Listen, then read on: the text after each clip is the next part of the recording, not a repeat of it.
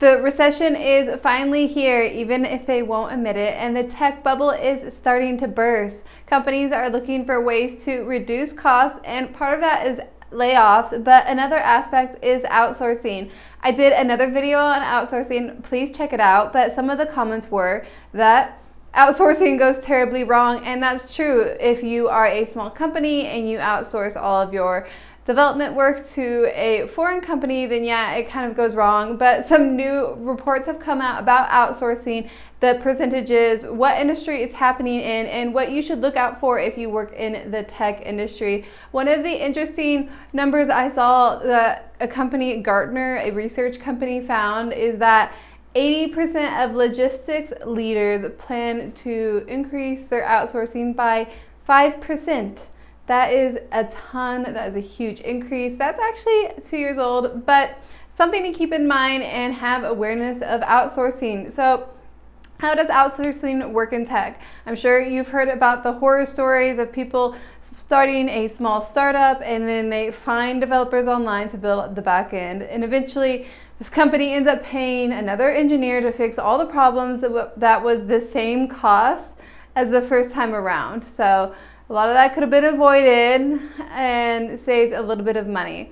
Well, that is a horror story, but outsourcing is a little bit different in 2022. A lot of these bigger companies are going to work with consultancy companies or create their own subsidiary companies that are founded in another country so that they don't have to worry about taxes. That is a big aspect of outsourcing that is being evaded a lot now in the US with these big mega companies. They can just put an office and a branch overseas, and that is paying the local taxes, but there's not any employment tax in the US being paid. That also affects unemployment. But let's look at some other statistics. I have this behind my screen. But the top countries listed for outsourcing, and I don't think anyone's going to be surprised by any of these. Maybe one or two. I personally am not because I work in the industry. But number one being India in IT and software development. Number two, Philippines, customer service and back office. The United States, tech support and IT related services. So that's interesting. I wonder if these companies overseas are outsourcing their development to the US. It's kind of thought that US developers in general are the best developers, kind of because Silicon Valley is a US place. But that's interesting to hear. We're number three. Number four, Ukraine, IT outsourcing. And as the war in Ukraine has been going on, I've seen a lot more people in tech on the job hunt and starting their own companies overseas. Obviously, not in Ukraine anymore, but the war in Ukraine is going to impact the industry, the tech industry, because all these Ukrainians are going to go across Europe. Another country being Poland, IT and software development. These northern, eastern European countries are really trying to pick up their game. Next we have Brazil, IT outsourcing. Brazil is trying to make it easier to start startups there too. South Africa. Oh, another thing about Brazil, they're trying to set it up where they can tax remote workers an extra tax that other countries don't tax the remote workers. South Africa, contact center and IT outsourcing. And Malaysia, IT and software development. Going into these specific countries, India has a population of 1.4 billion people, an employment rate of 42.4%. That's crazy low. In the US, we are like, I think 70, 80, I'm not sure, don't quote me, but 42% is a super low number, so that gives some context on the country in general. And India has a GDP of $2.62 trillion. Tons of money. Looking at the Philippines, they have a population of 111 million people with a literacy rate of 98%. Let's look at their employment rate.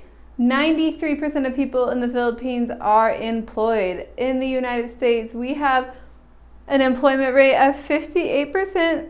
Okay, I was wrong. And 333 million people. Ukraine has an employment rate of 56%. Wow, the Philippines are working their butts off. Oh, same with Poland. Poland has a 69% employment rate. Brazil, 50%, South Africa, 37%, Malaysia, 68%. On the topic of outsourcing, 10 companies you didn't know outsource. WhatsApp, interesting, that's a Chinese company, but they have offices in Mountain View and only 30 employees with their development team in Russia. Next we have Slack, a multi-billion-dollar company popular in the tech industry with a development team in the US, but they also they outsource their early logo design, website, mobile app design in early stages. American Express has outsourced for decades, they say, to who? India and the Philippines. Google, yes, Google, they outsource as well. Their customer service has been outsourced since 2011. And there's reps in 60 different countries. Wow.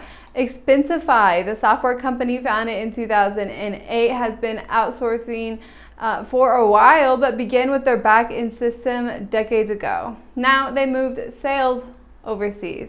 Microsoft, the tech giant, has outsourced their staff, and they also have in-house employees in those same roles. In-house, they actually have a system set up where no outsourced person can be hired to replace an on-site employee. I wonder the wording on that.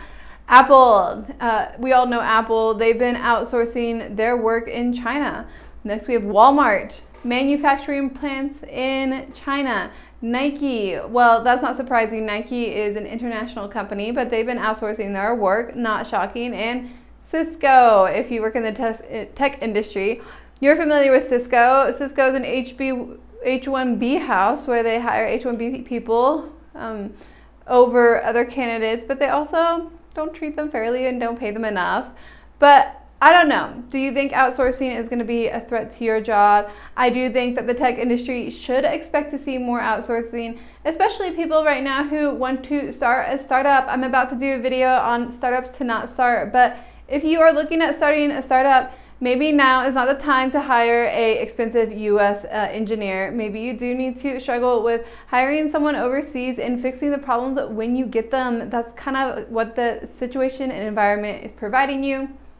Spend your money how you want. It just doesn't seem like right now is a good time to pay for expensive American employees with the changing environment, the financial recession, the many bubbles that are about to burst. And how do you know if a company is outsourcing? Well, you can actually go look on their website. I find out Rackspace also outsources. A lot of tech companies actually outsource their jobs. Does it matter to you? Should you avoid these companies? I guess that's like a personal opinion. Is outsourcing bad? Outsourcing is not bad when the economy is growing and there's lots of jobs and it's hard to hire people, but it could potentially be bad in times like a recession like we are in right now. So I'm interested to see if this video gets more likes, to see if people are really engaged about this subject, outsourcing. Do you guys want to be updated on the information that's happening about it and if it's coming for your job? Like mentioned in the articles, and I keep seeing a theme, customer service is easy to outsource, sales is easy to outsource. That's interesting on the sales. They must be selling low price point items because it's really hard to outsource six-figure sale prices, 5 to 6 figure sale items. I wouldn't outsource that, but I also saw a trend of the back-end infrastructure or back-end software development being outsourced at the beginning of the company, and we should expect to see that all happen. I think Americans need to change their point of view on outsourcing and accept that international engineers are just as good as American engineers. It's just that international engineers haven't well, obviously they're not in America. They don't really know the culture, the work culture, the way people work, and they've not built to overcome that cultural hump. But I think moving forward that we're going into the future, guys. America can't be the best software engineer home for the entire century. Going forward, these other countries are going to catch up, and the war in Ukraine is really going to shape a lot of that. Like I had mentioned, Northeast Europe has a lot of opportunities. It seems like obviously outsourcing is going to Poland. But if you are in the tech industry looking for a job, please subscribe to my channel, or in the tech industry at all. I talk about this kind of stuff and things are changing. It seems like The tech bubble burst is a bursting. I have a series of videos about the tech bubble burst. Check that out. I talk about news and tech basically in those videos. But thanks for watching this video. Please subscribe to my channel, and I hope to see you in the next one.